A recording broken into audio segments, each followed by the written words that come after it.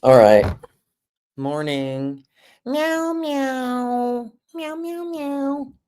I think I'm gonna start playing a couple clips from Weird Studies.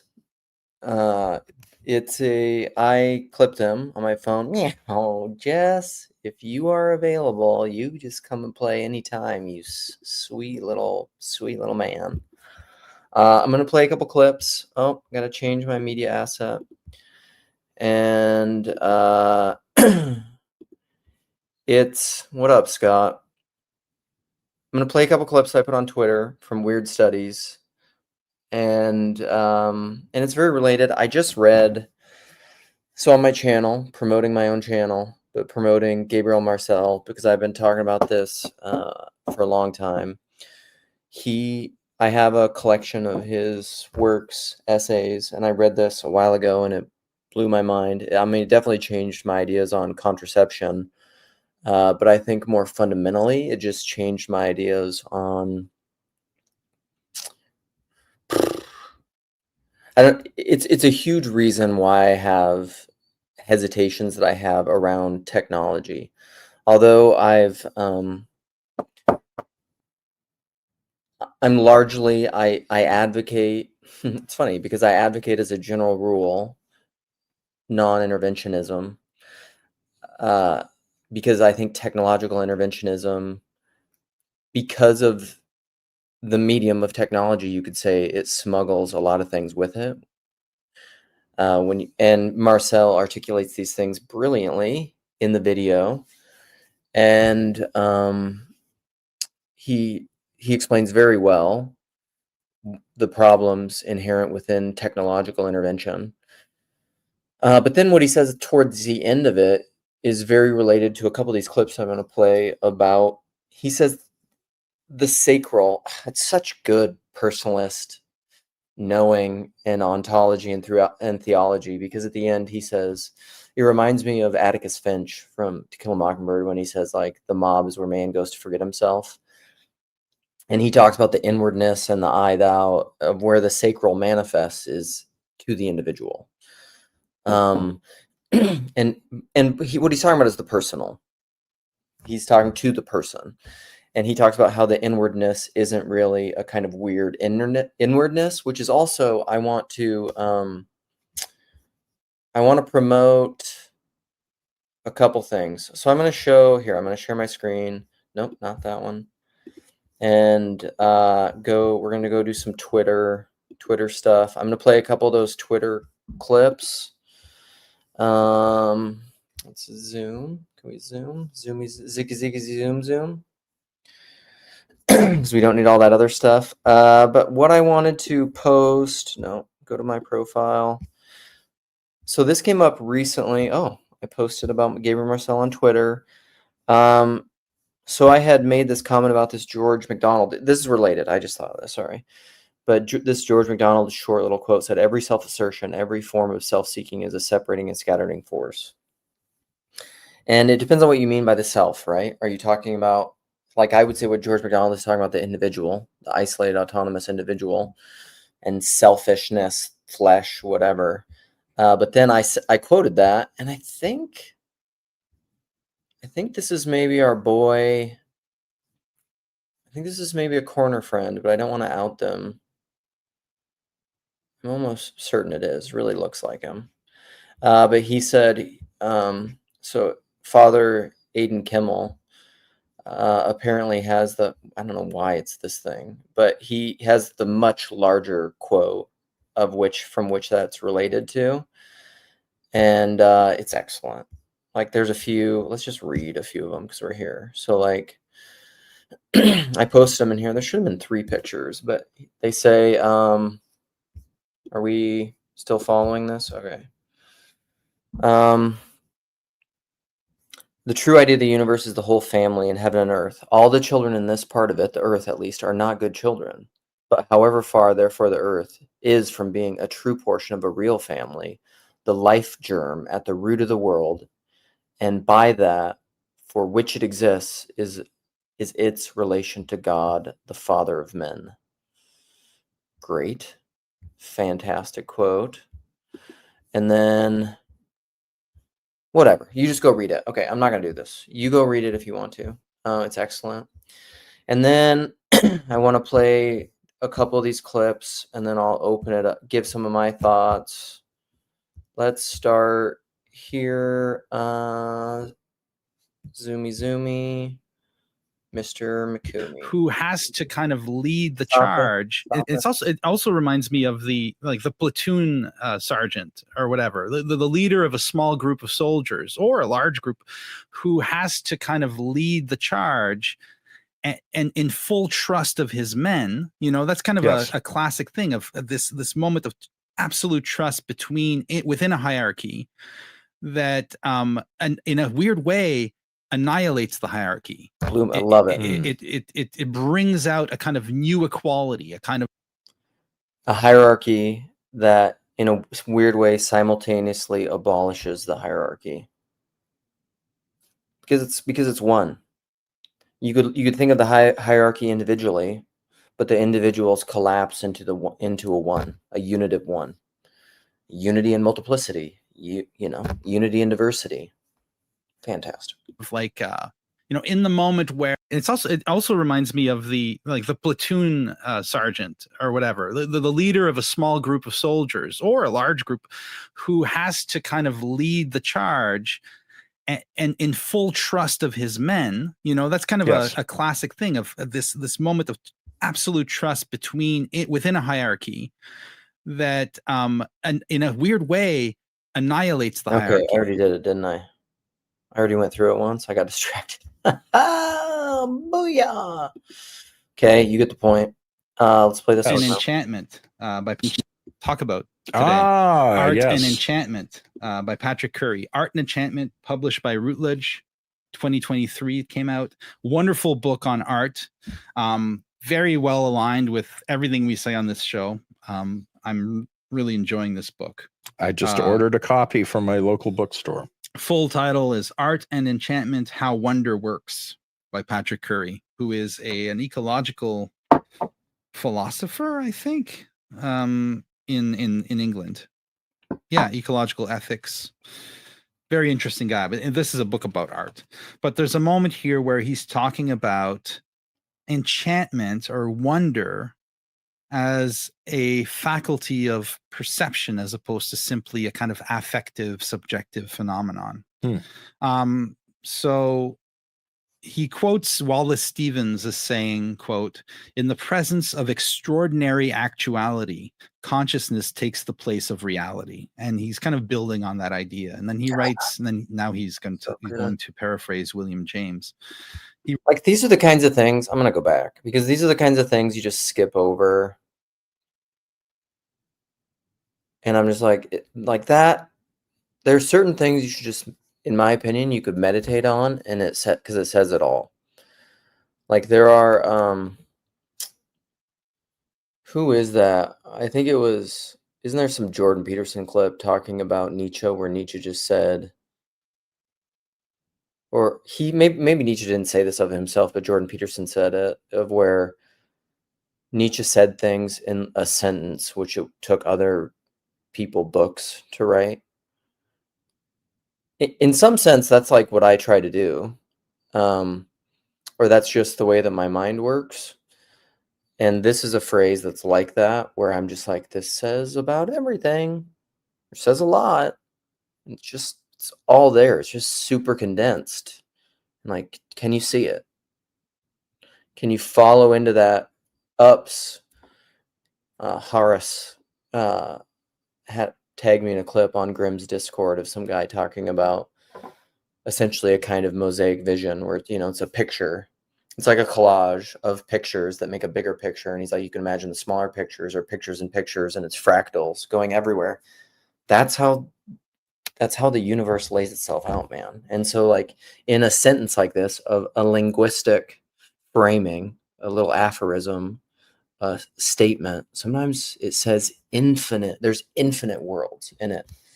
if you just listen to it. Okay, we're going to go back. We're going to play again, and then we'll move on. I'm going to do a little talking, and we'll open it up. Quote, in the presence of extraordinary actuality, consciousness takes the place of reality. And he's kind of building on that idea. And then he writes, and then now he's going to paraphrase William James. He writes, quote, William James once asked of a scenario where Jack is deeply in love with Jill, whom everyone else sees as perfectly ordinary, who sees her more as she truly is? He answered, surely it is Jack. He apprehends a truth about Jill which is inaccessible to the rest of us. That is why enchantment doesn't have the qualities of a dream or a spell, but rather of reality. Indeed, enchanted reality is more real than either ordinary reality or dreams, which are daylight reason's inversion, but not its opposite. In this sense, enchantment is our baseline natural condition, while, as Stevens says, so-called realism is, quote, a corruption of reality, end quote. Oh, And talk about So good. And the end of Gabriel Marcel's article that my reading talks about that is, and it's part of it. It's why the person is the nexus and the locus of all meaning and of reality. Because, and this is why I love Owen Barfield so much, and perception is because it's the hard problem of all perception, is because everything exists in your perceptions. Whatever you're thinking, whatever you're perceiving, it's all now. It's all in your perceptions. Only when you abstract it and go narratival, go credo, go conceptual, go map, you're separate from the phenomenology, from the experience itself, from the event. And that event of perception only happens with the perceiver perceiving the I thou, right? You're perceiving something else, either a person or something else, an object, whatever. But in order for that perception to happen, it involves both of those, that relationship. And when you divorce from that kind of enchantment, you're just in a world of not as what's the guy's name? Willy Wonka, the old, in a negative sense. You're not in a world of pure imagination. You're in a world of fantasy. All right, so now we're into it this far. Why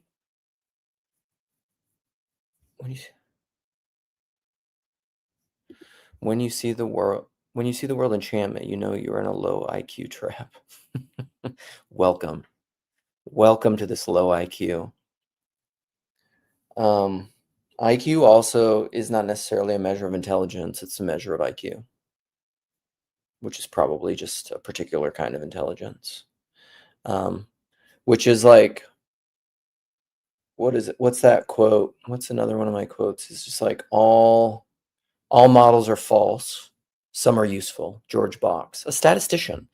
And Gabriel Marcel does not speak well of statisticians and statistics in that video. Okay, why? Now I'm getting pushback already in the comments, which is great, because this is another thing that came up on it. Opposition is true friendship. I think this came up the other day. I can't remember who said that or what that quote's from, but I like it. You know, faithful are the wounds of a friend, or as I'm reading right now in Frederick Buechner's Godric. What is friendship but the giving and receiving of wounds? It's a quote. It's excellent. You know, it's part of it, part of life. If you don't want friends who faithfully wound you in a certain way, you know, that's scary. It's dangerous. It's dangerous because you're liable to, you know, like the smell of your own farts. If you don't have friends to tell you they stink. So because of that quote, the reason I want to play that J.F. Marcel quote, and why I don't think truly a Christian nation is possible, and why I think Jesus so much in the Gospels, would talk about earthly kingdoms and that, the heavenly kingdom is not of this world. He's contrasting the kingdom of God and the heavenly kingdom with the kingdoms of earth. And I think that's very connected to, as Mark D. Parker likes to say, the whole counsel of Scripture.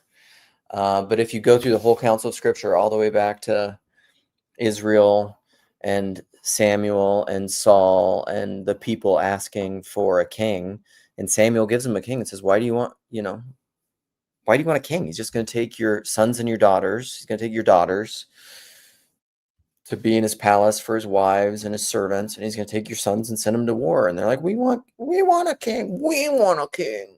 Like all the other countries that were around them, all the other people groups that were around them. This is before countries and nation states. He's like, why do you want that? I'm your king. God is your king. Like God was essentially, because that's God was in his own way. I mean, it's a glimmer, it's a foretaste of what I vision the kingdom of God being, which is like no one will need any man to teach them, for God will teach them from the inner man, from the 1 John.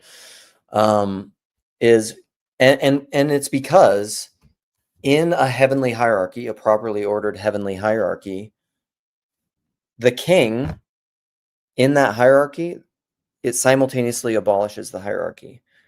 Where it's not a denial of the difference, because there is difference, but the difference collapses where the higher serves the lower in like a Philippians 2 kind of way. So Christ, who did not count equality with God something to be grasped, but made himself nothing, taking on the form of a servant, even up until death. That is what happens in a heavenly hierarchy. And an earthly hierarchy can mimic that, and it can mirror it.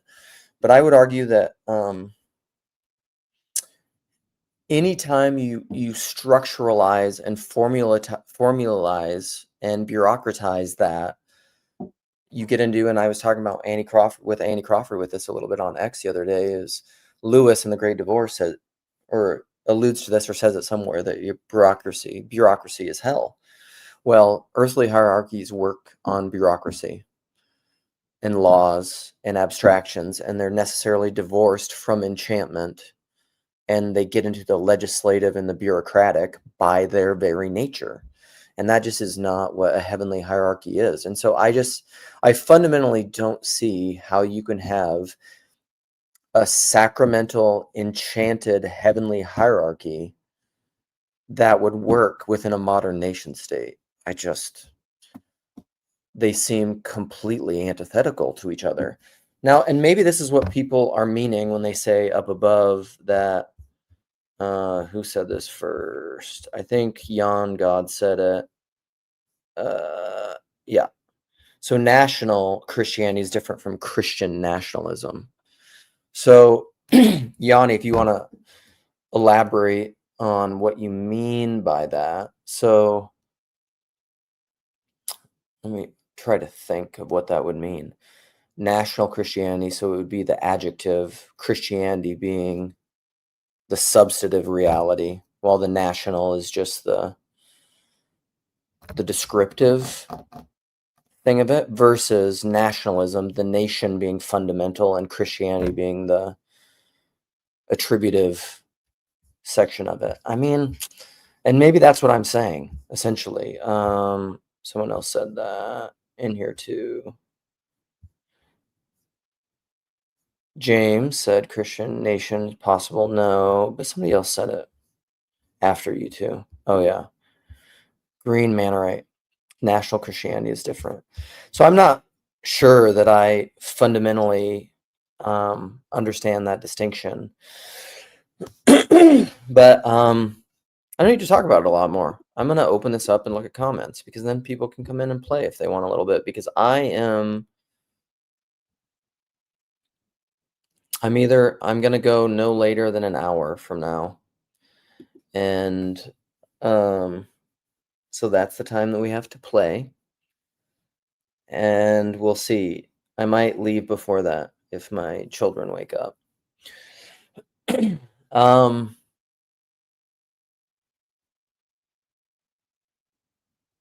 And even if you think about it, even if you think about it this way, did I post this? Oh, I gotta put it in I gotta pin it. Even if you think about what a modern nation state is, the nation state by its nature is separating and dividing itself from the other nations. So you're saying it's a boundary, this, not that. Unless you want to go just full on globalist, where it's all part of the one greater whole, that would be the only way that you could do that kind of hierarchy. Because otherwise, like, the nation versus the other is within itself its own kind of hierarchy.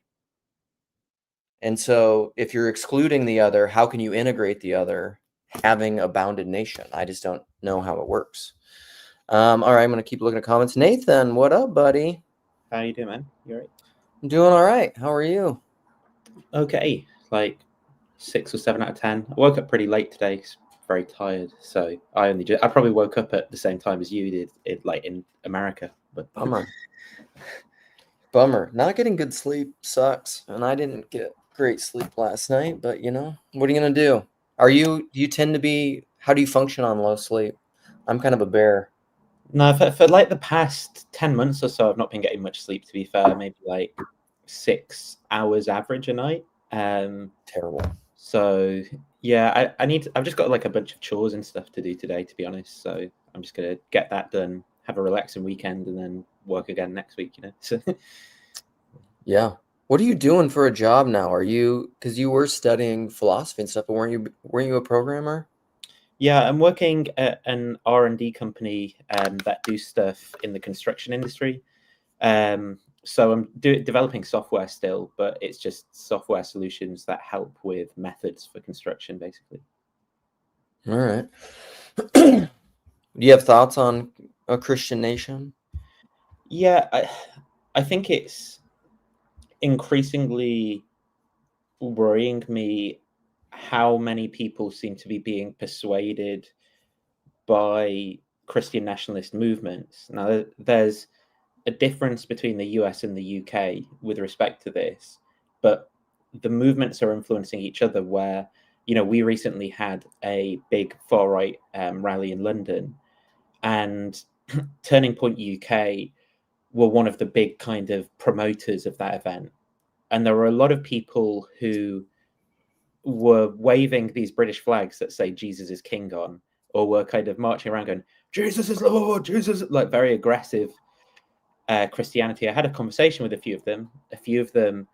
I actually had a sign at that event that said, blessed are the peacemakers, because I was trying to get people to think about Christianity from a different perspective. Did that rile them up? Were they like, yeah? No, actually, it was quite interesting, I think, because they obviously saw Christian symbolism, and also I put like a Union Jack on the sign, and so they were like, oh, this is clearly like not an anti-patriotic message or an anti-Christian message, but the meaning of the message was like the opposite of what they believed. So a lot of them were kind of curious and would test the ideas. Yeah. I don't know if you want to say hello, Scott. Hey, no, that's fine. I mean, hey, Scott, keep going. You're all right. I don't tend to stop and say hello. I'll wait. Yeah, so I had these conversations with a lot of them, and their ideas were sort of often, oh, well, isn't love like actually when you are so intolerant of people who think different things than you that you're like prepared to kill them and stuff, like, so they were talking about how under their idea of love, it would involve like fighting wars against Muslims and things, basically. And I was kind of, I mean, where you even begin with some of that stuff is a little bit wild. And then I read a lot of pieces that there was a Christian I talked to at the end who was like, oh, it's good to see you here. Like, I'm a Christian, but I'm not happy with what I'm seeing. And they were saying they had like some friends who they did like wouldn't come to their church. They kept inviting to their church, but they knew were like at this march, like under the Turning Point UK Christian nationalist thing. And I've seen that sentiment a lot in pieces, for example, in Church Times in the UK, of basically people who are sort of being captured in this political movement, but are actually very uninterested in Christianity as a sort of religion. You know, they're interested in it as a political tool, but and that's a big aspect of their personality. Maybe US is probably a little bit different, but it's a worrying thing to me. Yeah. Why? I Why is have that? tons of thoughts on that. Go ahead, Tayo. Yeah. Why is that a worrying thing to you, Nathan? Is it the fact that you don't like their politics, and you think that Christianity is a good thing that they're co-opting for a bad thing that they're actually promoting? It's both of those. I mean, I think that Christianity is political, despite what some people will say, because I think that politics is about social organization around ethical principles and values, right? So if your ethical principles and values are things like all human beings have dignity, right? Or that we should love people, or that we should seek justice for the poor and the weak and things like that, well, then there's a certain set of legislation or policies that you would want governments to have that are going to be in line with those sorts of concerns, right? Now, obviously, that doesn't mean that you should only exclusively pursue politics or something like that, but to the degree that you're participating in your society and it's ordered that way, you will push in that direction that's around those ethics. And what I see being the ethical center of this kind of Christian nationalist movement is hatred, division, exclusion of the other, intolerance, anger, sectarianism. I mean, talk of deporting 600,000 people just... Sorry, Nathan, I do want to get Scott in because I know I sort of jumped in mid-intro. Go on, Scott. How are you doing, broski? Sorry. I would say I'm probably 4 out of 10. Ooh, yeah, it's been a combination of some heavy weeks, and I've not been sleeping well the last several days. But I was actually up real late on Mark's channel the other day when this kind of came up as well. I don't know. I think the difference would be between a Christian nationalism and a national Christianity, or however it was phrased, was just the people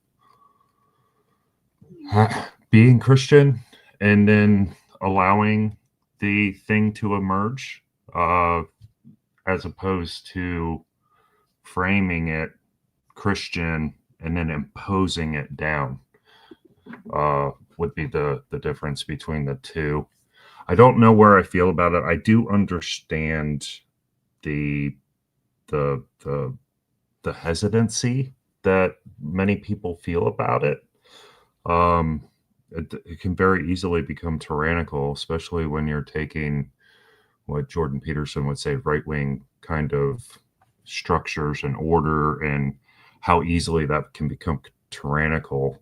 And I also understand the fear behind it, because to be honest with you, I kind of was living the fear a bit when it was the other way around for the last, call it 10 years or so, when I felt like the family was being attacked and my sovereignty as a father was being attacked, where, there was some real questionable things being talked about and even implemented in some places over here.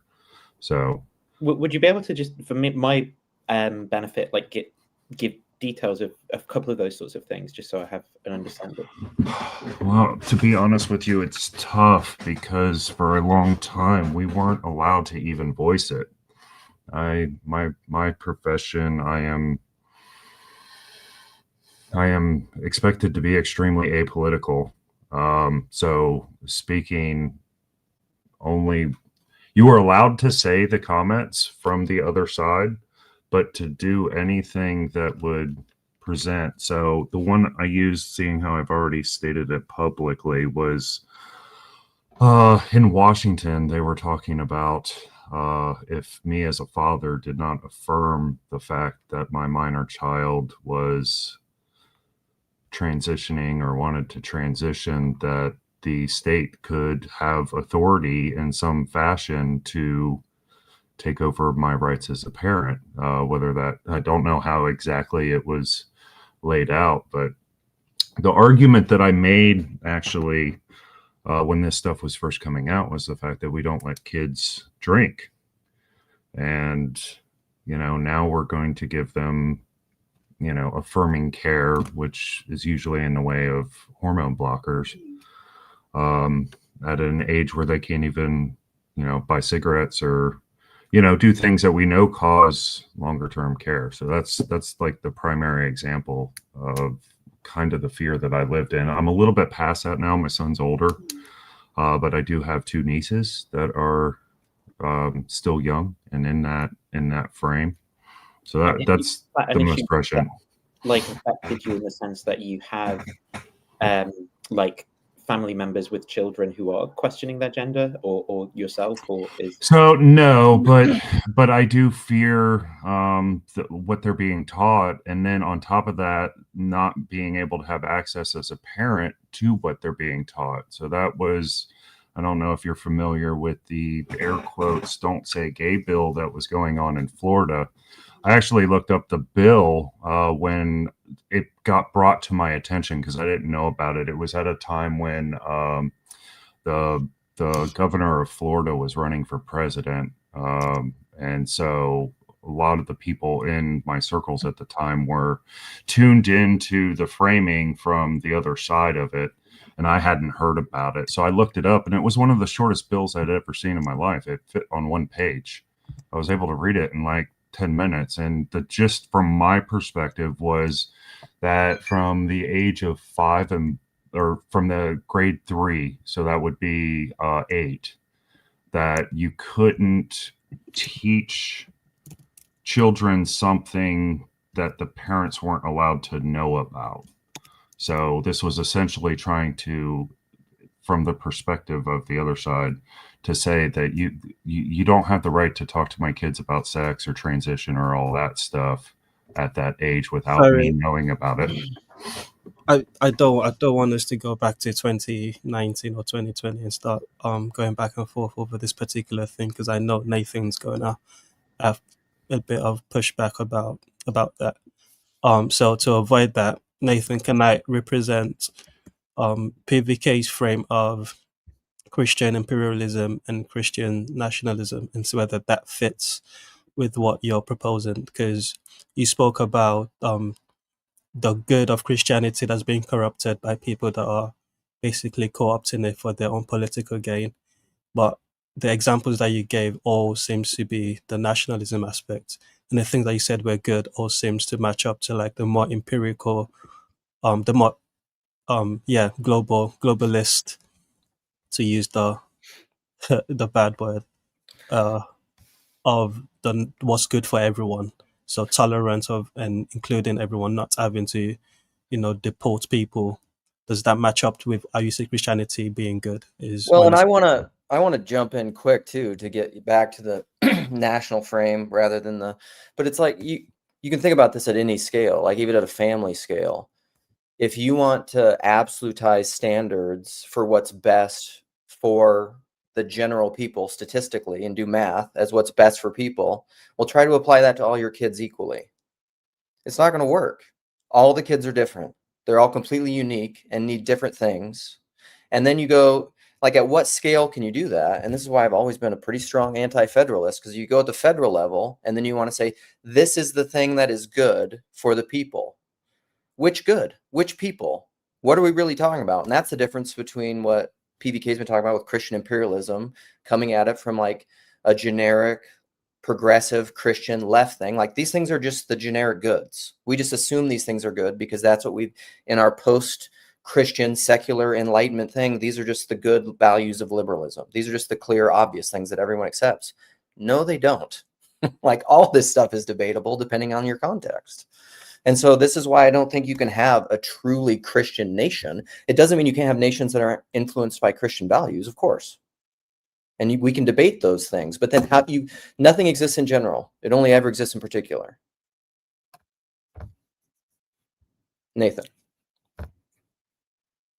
I don't really know what to respond to. There's a lot of sort of different things that were said. I mean, yeah, I don't know.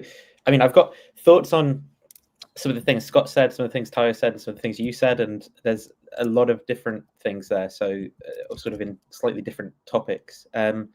Maybe a good question would be, what are the goods that apparently are coming out of this movement? Because I don't really see any, to be honest. I actually think that for many of the people who are now saying sentences like Jesus is Lord, that they are now worse people than they were before they were saying those sentences.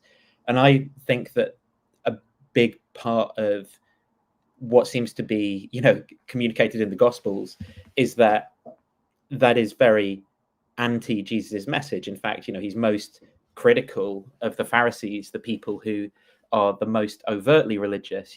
Woe to you, Pharisees, because you travel land and sea to make a single proselyte, and when you do, you make him twice a child of hell as yourselves. And I think that within evangelical and American theology, there's this overemphasis on belief. Well, to use language that people like in this space, belief is propositional. The idea that believing is sort of like saying a sentence or producing a sentence around whether or not what you think about Jesus, as if thinking something about Jesus isn't actually a broader set of ethical commitments that have changed your life and how you live. And I think that simply producing that sentence, but becoming a person who lives in a way that is in even more conflict with what Jesus says the problem is with people's sinful natures and the violence of the world and our inability to love our neighbors, is a far worse state for people to be in. In fact, it's even more of a mess because you have to then untangle the way that these people have justified what they're doing with various interpretations of the Bible and maybe cherry-picked quotes from various Christians throughout history that they haven't engaged with very well and things. So, I mean, what are the good things, I suppose, of this movement? Family, Go ahead, Tyler. family, people getting married. That's a big part of what the movement is pushing for. I think that's a good, don't you? Not necessarily. Oh, So if, for example, if people get married out of pressure from a high control religious community, I would believe, doing a number of things that will be harmful to themselves. One of those is that they will be creating legal financial commitments that will be very hard for them to move away from if they find out that actually some of the aspects of those communities are very harmful and they don't want to be around them. It will become very difficult for them to leave that group. It may encourage them to have children in a place where they can't responsibly look after them or raise them in a healthy environment because they're very captured by extreme violent rhetoric and ideology. They will end up harming those children by the types of things that they will teach them, how they'll behave around them. It's kind of like, maybe a good example is like the Westboro Baptist children, right? Where, if you look at their kids and their marriages, they're often very unhealthy and toxic, driven by division between the parents, and people are shunned and shamed into getting married and having these kids, and the kids all grow up incredibly damaged and in pain.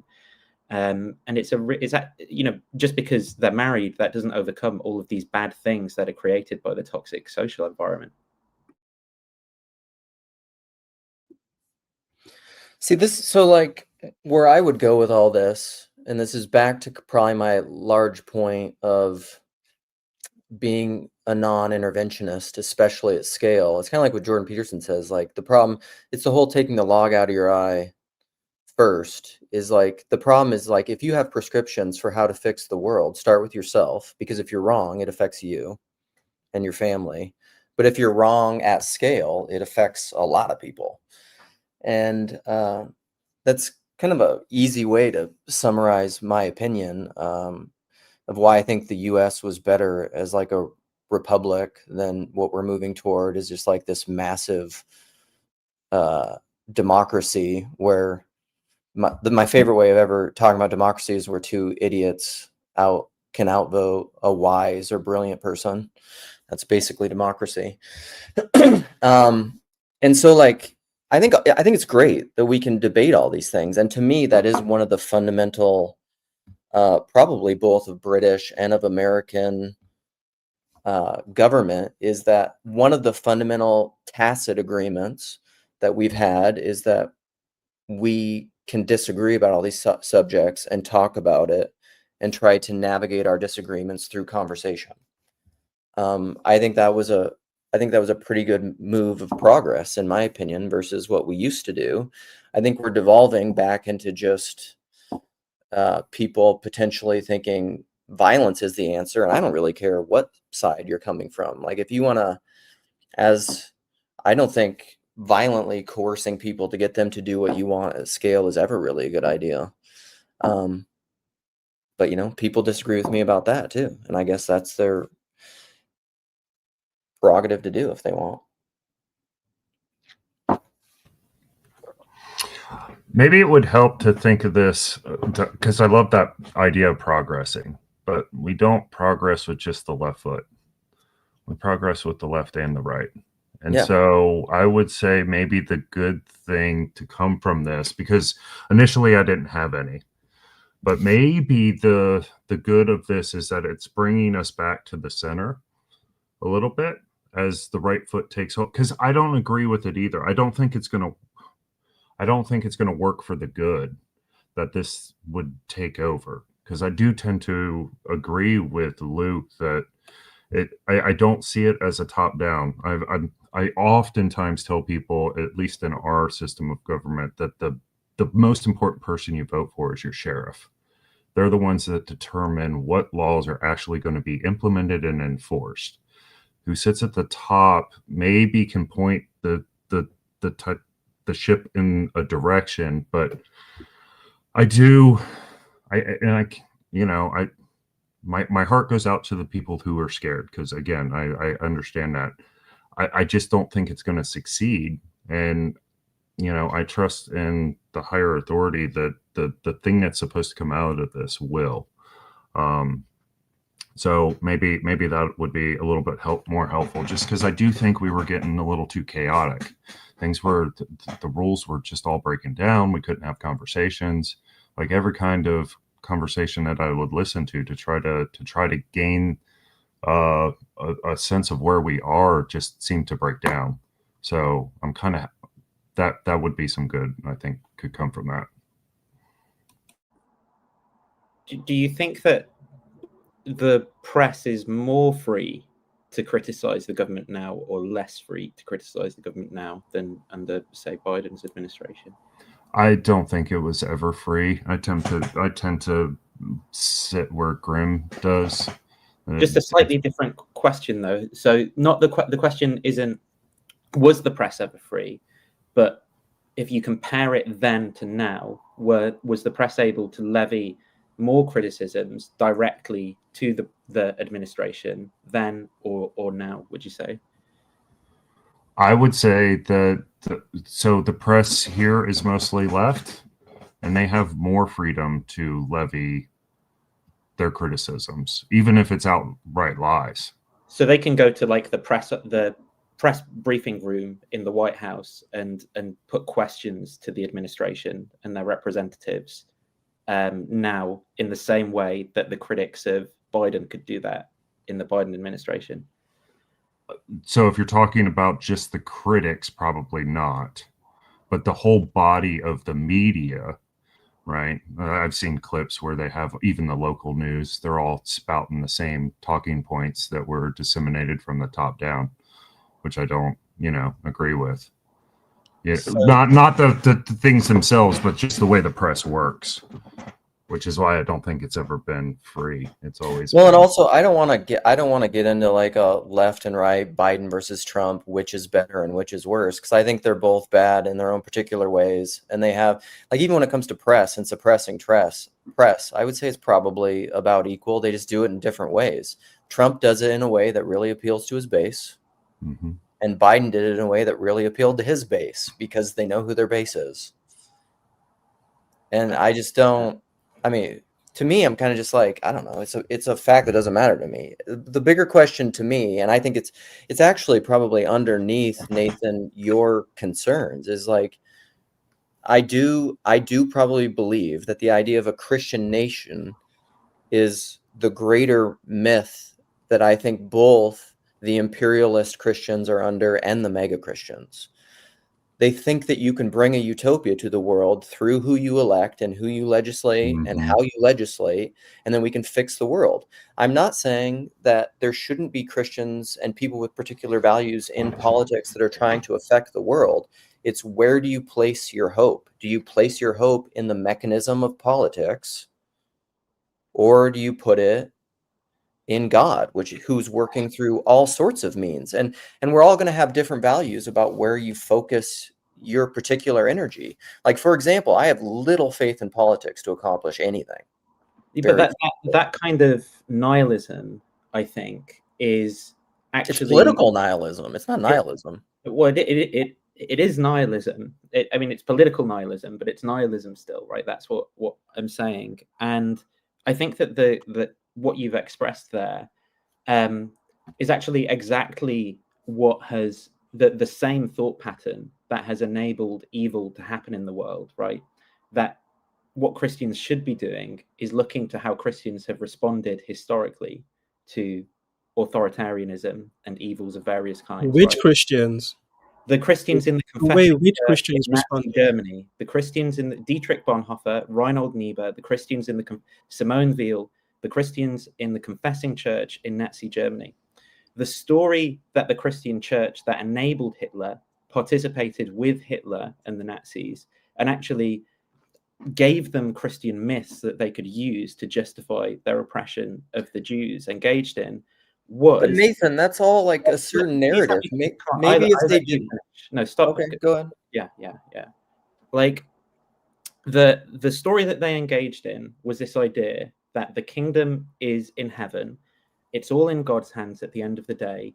And so let the politics be the politics and let the Christianity be the Christianity.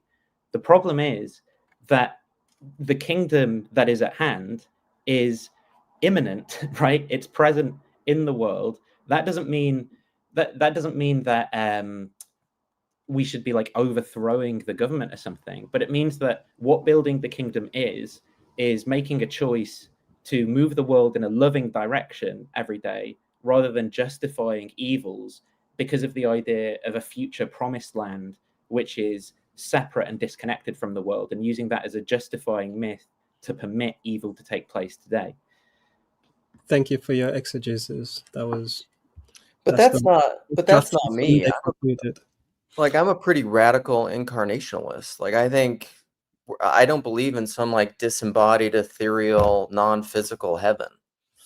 Like, that's not even like a thing that I believe in. And there's a tension in the praxis of what you expressed and the theory of what you expressed, right? And connecting the two, because the story that you gave was that I leave politics to one side. I'm, politically nihilistic because God's in control fundamentally, and it's all going to be all right at the end of the day, sort of thing.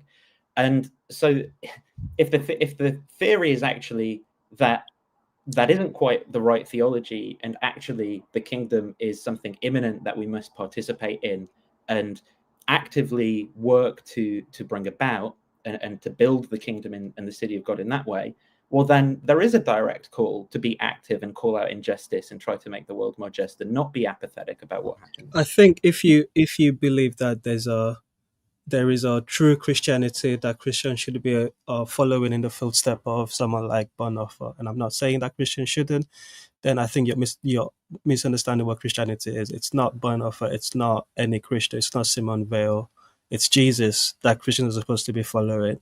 And throughout the time, Christians have embodied that in so many different ways that it's difficult to say, oh, so this is the one through line, this is the line of generations that you should be following. And you will find Christians both on the left and right of any issue, on their Christianity shouldn't come into question. And I find it almost ironic that who's got a complicated sort of issue of Christianity is telling Christians, oh, this is the line you guys should be following, and bringing into doubt their Christianity because of they don't align with yours. Because everything you've recommended so far is basically don't give up politically because you're a Christian.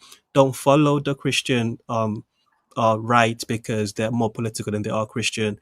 The real Christianity, the real way to be Christian is to follow my politics. That's what it sounds like a But proposal. my politics is following Jesus. That's what you don't understand, right? But There is- Nathan, this is like the people who disagree with you think politics is the answer too. They just have different Yes, I know. I know we interpretations. disagree. I know that there is a disagreement. I'm not confused because I think that we agree, right? I think they have got Jesus completely wrong. I know, think but how do you adjudicate that difference politically? Well, by giving the reasons that I have. So there are a few reasons, right? There are a few ways you could engage with this. There is going to be the hermeneutic question, right? That is going to live in the theological justification. But then there's going to be the praxis question, which is how do our different interpretations and understanding of Jesus connect to how we understand we ought to live as people who are trying to follow Jesus, right? So You don't get to the practice section without actually having your theology somewhat in line with Christianity. well, that's exactly what I'm saying, you're- Teo. That is- Exactly. So, with that being said, there are people on the theology ground that disagree with you, and I know. therefore they've That's come what to I a different said. We conclusion. And you're saying that they're We agree. wrong. Yes, I know that was the thing I said before all of this is that Yes. there are disagreements about that, and we can discuss whether or not I'm right or they're right. And I think that any interpretation of Jesus that makes following him about hurting people and not loving them and not sticking up for the weak and the poor, that uses an idea of properly ordered loves as being about not giving a tiny amount of what you have to help the poorest and dying people in the world, is antichrist. It is the exact opposite of what Jesus says. Okay, so this is what I would say. I want to make it way more practical. Is like one of the reasons that I don't particularly like how this stream is going and about arguing about this stuff online is I don't think it actually affects much in the world. I think it's contributing to the problem. Whereas like where I tend to invest my energy really outside of the conversations I have in TLC, which is really pretty person centric. It's with people that I've developed friendships with over time, because that's what I think actually affects things is when people actually trust you, then they will listen to you. Until they trust you, they will pay zero attention to you. I invest a lot of energy and attention into my family because I can't bullshit my kids. They live with me. No matter what I say, they see my life in every aspect. And so do my kids trust me? I care a lot if my kids trust me. I don't really care if somebody who like lives in another state or who I've never met in physical life, who lives across the ocean, trusts me necessarily. Like here, I try to present myself well. Where like, I'm not trying to be disingenuous. I think with how I present myself here, I would want you to trust me. But if you don't, that's understandable. You just see this. Like, do you trust the gray image, the silver screen through the image? Well, whatever. Like as far as you know, I could be full of shit. I care if my wife and my kids trust me. What if everybody in the world who talk about politics so much really invested in their families and lived lives that were worthy of trust? That would change the world way more than changing people's political views. Way more. That is exactly what I am arguing for. And I think that there is an interesting difference in the fact that you're using that as a justificatory story for apathy, right, when it comes to politics, whereas I'm saying what it means to be engaged in your communities means engaging in politics and opposing any kind of power that seeks to hurt the people around you, to oppress them, to harm them from that federal level, because people, and a part of the way that that's happened is because people have been apathetic and not gone to the voting booth to make the right sorts of choices that will help their communities. But like the people who do, I live in Minneapolis, hugely liberal, hugely progressive. I actually live in the city, not the suburbs, which is much more conservative. There's all these No Kings protests on the streets. That is changing no one's mind. That's affecting nothing. That's virtue signaling, that's preaching to the choir. And the people who do the opposite, it's the same thing. They're not changing anyone's mind about trust at all. I think that's an empirical question. I don't know that you have the data to back that up. I don't have data to back it up either. I don't know. It's not data, it's intuitive. Again, like it's Yeah, quantitative let's- analysis. You like I can't you I don't maybe you have a special power, right, where you can like see through time and know how many people have been affected by protests and changed their mind either way. I do not have this special power. I can't intuit how many people have or have not changed their mind as a result I think of it. everyone can. I don't think anybody, like the data, which studies?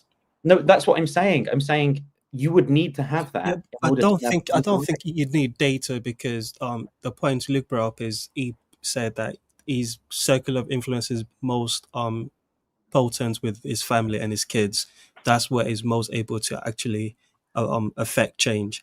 And you're saying that you will actually be more effective affecting change within your family if you voted the right way. That What just doesn't data make could I sense. give anyone to trust me? I just think this is wrong, and I think it encourages apathy again. I mean, what if Martin Luther King just was around his family? Where would civil rights be? Which Sure. family? Right, exactly. This is my point, though. Is what if Gandhi were just stayed around his family and didn't do anything? The point is that the most significant and impactful changes in terms of people's rights, in terms of having a more Okay, fair. so is it voting or is it just voting a certain way that's going to be the most impactful way to affect change, or is it going out and protesting against people that didn't vote the way that they should have voted, or is it both? Is that what you're recommending? Both are important aspects of And democracy. how is doing that going to help Luke become a better father? Well, that's a different question, and they're not mutually exclusive. Exactly. That's why you saying that actually the best way to have influence over your family is to be politically active doesn't make sense. No, it does make sense because, quite frankly, right, Luke's kids are not going to have good lives if this administration gets to get away with what it's getting away with, right? If people can't get rid of this federal administration as soon as possible, they're going to have horrible jobs. Their environment is going to be destroyed. They're pulling back all the protections. There won't be national parks for them to go to. They're pulling back protections over national parks, right? The dollar is going to be completely devalued. The stock market. Okay, but if Luke, instead of spending time with his children and spend helping to raise them, is out every day protesting, there's going to be equally detrimental effects on the No, kids. that's not true. If Luke is Okay, if that's not true, why is it that with all of the people I'm telling you why it's not protesting- true, Tao. You have One to, second. not- Okay, if that's okay, not- right. Hey, whoa. We're not gonna do this. See, this is what I mean. We're leaning into arguing about this stuff, and there's disagreeing. And is it creating peace? Are we being peacemakers? Yeah, but we're By arguing about right this. now. Just wait. We're not being peacemakers about this stuff when we're arguing about it. Like think about like the Thanksgiving meals, and really like if we're just going to continue doing the political thing, I'll just end the stream earlier because I don't want to do this because I think it contributes to the problem, and this is my stream, and so if you want to do that, go on other streams. Thanksgiving meals, when people talk about like Thanksgiving meals and like why it's so terrible and why they can't stand to be around family, why is it? Because they argue about politics and religion. I'm gonna see, and that's the thing is like I'm gonna disagree with you. I don't know that you could. I suppose in some way I'm open to my mind being changed, but I don't know what would convince me. I would have to trust you. You're not gonna give. I don't have faith in data. I don't know what data you could give me to make me have faith in data, and which data. Like, I mean, this is just This goes into what I was talking about, like salience. Why do you value certain data than other data? Why would you do that? It all ultimately goes back to trust and the experts that you trust that tell you which data is important, because you're not an end in yourself. And so, I don't know. I mean, I'll unmute again. I will end the stream if we're gonna continue arguing about this stuff because I don't think it's good. Yeah, this is kind of. I think that there's a separate view that you have, Luke, that, in my view, is like very systematically nihilistic. I mean, it does apply to politics, but I think the fractured nature of politics is sort of like leading you to look at these things in a way where, you know, like some of those statements that you're producing, like, well, who even cares about data? Or you're kind of like rejecting a lot of these tools like reason, or attempting to understand the world, or attempting to resolve anything through building a better model or truth, or trusting certain institutions. Can I try to clarify Yeah. that? Well, sure. Yeah, feel free if you think that isn't quite what you're saying. Yeah, I don't, because I'm not saying it's a very map territory thing. This is why I was talking about phenomenology earlier in the stream. The event itself is where I think the real is. The abstraction from the event can always be muddled, and that's where deception's always going to come in. And so, like, it's not that I don't think there's any value in data. It's not like I don't think there's any value in reason. It doesn't mean that you shouldn't be doing this, because then that's where like the criticism of like, why are you coming on stream talking about anything would come in. It's not like I don't think there's any purpose to that, but those things can be idolized. This is why I talk about iconic vision. If you don't hold the appearances and the interpretations as something that is an icon, that's showing you something that may or may not have value depending on what you do with it. The law is just if you use it lawfully. St. Paul talks about this. Is St. Paul saying the law is bad? Absolutely not. Absolutely not. But it can, if you use it wrongly, it will kill. Yeah, I don't really understand how that addresses my kind of concern, you know. So I'm not against data and reason. I just don't have faith in it as an ultimate end in itself, because it always needs to be interpreted. It's the same reason I'm not a biblicist. Or just maybe to, so is that something I believe though?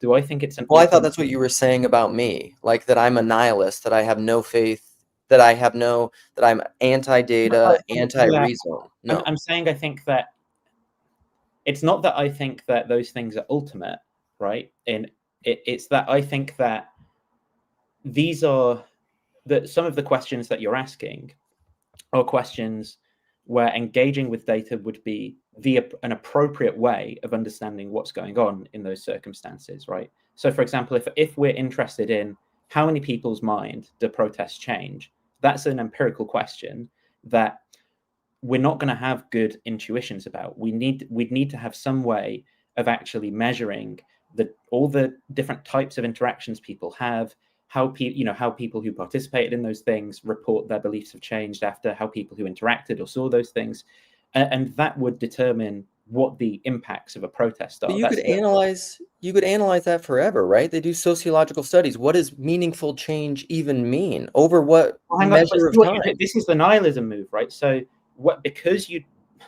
I don't think that's a principled objection to what I'm saying. I think those things would be good measures of what the effects and impacts of a study were, and I think that they are far superior than just intuiting it, right, without any even understanding of what the actual events were that took place. And then what you're reaching for to undermine that is this idea that, oh well studies can be interpreted, you know, like it's this immediate kind of like, how can we trust anything, right? Which I think that's too far skepticism. Yes, you could raise, like, if there was a study like that and it said something, you could say there's actually a real problem with the way that they measured this, or there was like a real bias in the methodology or something.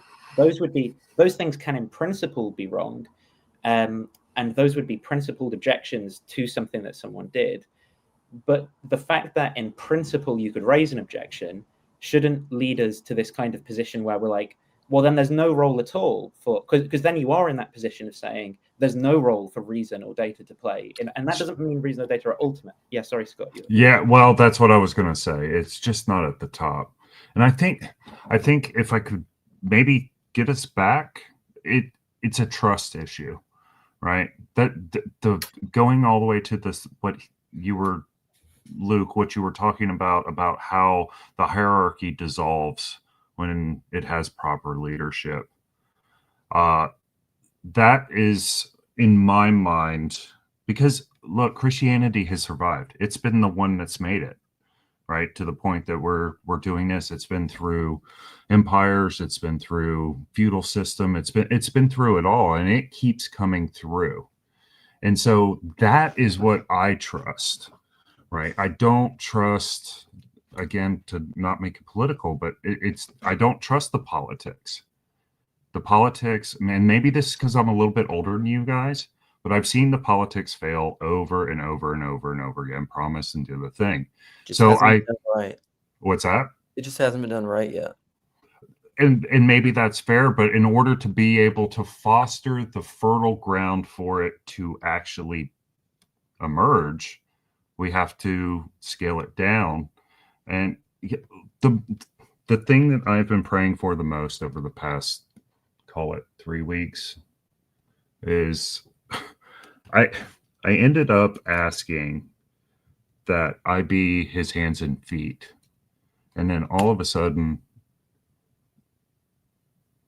I thought, all right, that's what it takes to bring the kingdom to here. It's not going to take institutions built by men to bring about the kingdom. It's going to take the changing of hearts and minds through positive example, earning trust. And quite frankly, the trust is for everyone, I think, has been just demolished in all the current institutions. And when trust is broken, anybody who's done anything to portray somebody they love knows that building that trust back again is a long process. It's not going to take place overnight or over an election cycle or over, it's going to take hard work, dedication, sacrifice, maybe sacrifice where I say, Lord, make me your hands and feet, that I have to bear the nail once it goes through. Yeah, so I will give my final word and then let you guys say something else. Like, I think this is probably right, Nathan, when you say appealing to data means you believe in a shared reality. That first part is all right. That can be measured. Yeah, that can be measured. That's probably the big difference between you and me is I don't believe in an objective measurement of reality in those terms that isn't rooted in trust. And part of it is like, it probably that's why I like to go back to the family stuff. Like, depending on which of my kids you look at, like, none of my kids trust me because of data. I mean, they trust me because of double-blind studies that are empirically reviewed, and I think the whole world works that way. I think even people that believe in studies that way and data that way, it's because someone told them to. Or they're lying to themselves and they don't really believe it. They just want to impose their statistical interpretation and values onto the world via data. That's an option. I'm kind of doubtful that anybody really believes in data. But, I don't want to tell people what they believe. And I guess the very closing thing is I mean, I don't, because of what we've been talking about, because I think nothing exists in general, it only ever exists in particular, which I think is fundamentally what the incarnation shows us in the abstract, I suppose. I don't think there is such a thing as like a normalizing ethic that isn't a transcendental, like truth, goodness, beauty, love. However you apply those is going to take discernment and judgment, which can't be legislated.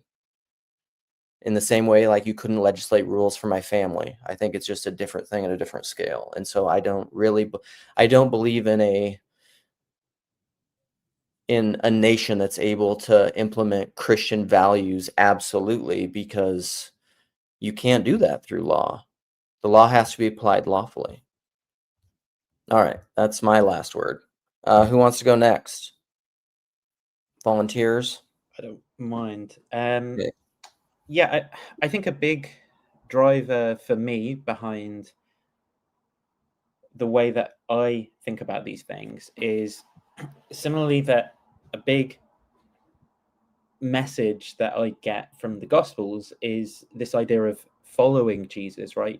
Peter, pick up your nets and follow me. Now go and do no more evil. And I think that what that is about is about action in the world. I think that that's what building the kingdom is about doing stuff. Now, some of the things we've talked about are an aspect of that. The relationship that we have to the real people in our lives and communities, our families, our neighbors, we should not neglect those. And anything that I've been saying about politics should not be seen as being in tension or taking away from any of those things. All of those things are incredibly important. Additionally, I think that we are citizens who are members of our nations, regardless of what we might think about whether nations are inevitable or the best way of arranging society, whatever. They do exist, and they govern the way that our societies are ran, and they're impactful. They can impact funding for children's education and food, medicine for people, whether people live or die. They have massive consequences. And I think that turning a blind eye to harms that are caused by poor governance is the equivalent of, walking past the Samaritan who's hurting and kind of saying, he's not my neighbor. I think if we keep our eyes open and we see those things happening in our society that we're citizens of, then we should do what we can about that, not in a way where we neglect or hurt our families or people around us, but we do have some ability to engage in those things. And I think we should. I think that's a responsible and Christian thing to do. All right. Will you guys grant me one clarification from what you just said, even though I was giving you the last word? I would say that it's not like walking past the Good Samaritan, because the Good Samaritan is a particular real thing. The other thing is an abstract idea. Like if I was the kind of person, I think that's wrong. I think that's wrong. Yeah. The people being it put fundamentally is like, if there's an immigrant in front of me, if there's an actual person in front of me and I deny them, I will agree with you 100% that's wrong. And I don't care for that person as a human being in front of me. Where there are no statistics in front of me that I can deny and not love. Like that, this is the great philosopher of Dostoevsky, who loves mankind in the abstract, but can't stand to be alone in a room with another person. I'm saying go to your nearest ICE facility and see what's happening then, right? But the problem is that because of the way that our societies are pathologically individualistic, it is easy for people who have reached a certain level of financial stability to stay in the isolation, to turn a blind eye to their neighbors in the societies that they live in, right? That's what I'm saying. Now, I'm not saying go out of your way to seek trouble or stir something up, but I'm saying these things are happening in our communities very close to us, but because of the isolated way in which we live, it makes it much easier to turn a blind eye because we don't live in an appropriate communal. Yeah, agree with you there. Yeah, 100%. Agree with you there. Scott, close us out, my friend. So, I'm going to kind of tie in a couple things that have happened over here where I've been able to be involved. I think we're moving into a new world. I think that the current structure as it exists now has met its end, and things are devolving. I think that scares everybody. I'm thinking of the original 12 as they went out into the world.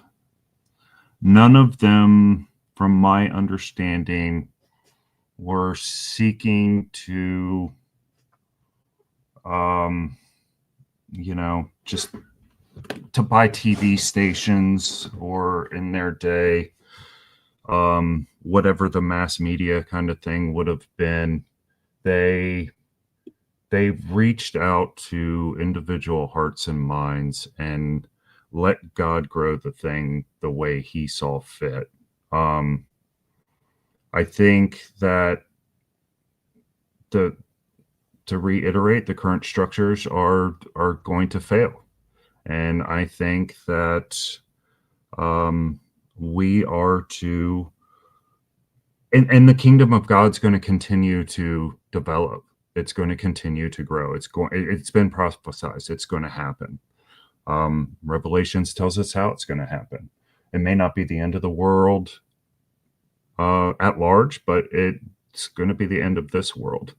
And we are working in the fifth dimension of that as this digital age gives us the opportunity to do things like this at a small level, and allowing him to be in our hearts and minds, caring for those that are both in the digital and the physical spaces that we inhabit, where we are, where he's placed us.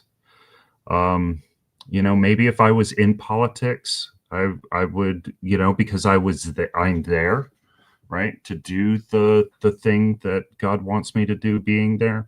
But being here, having these discussions, and maybe this is overly individualistic, but I want to learn how to do the things better in the places that I currently am. I don't want to, I want to do it the best I can.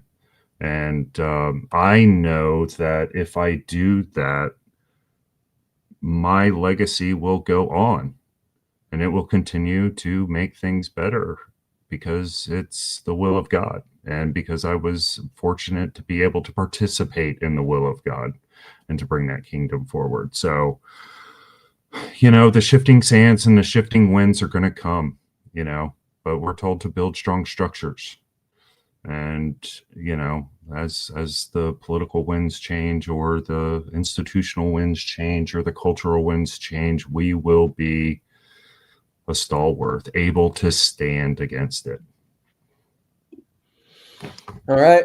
Well, thanks, guys. Thanks for the final words. And I appreciate you both coming on, engaging me in this, talk about it, oppositional processing, even disagreeing. Some of my biggest learning moments in my life came from people who disagreed with me. So, and sometimes it just takes time. You could be right about it all, Nathan. You could be. We'll see. All right. Thank you, guys. I'm going to end it. Yeah. Next time. See.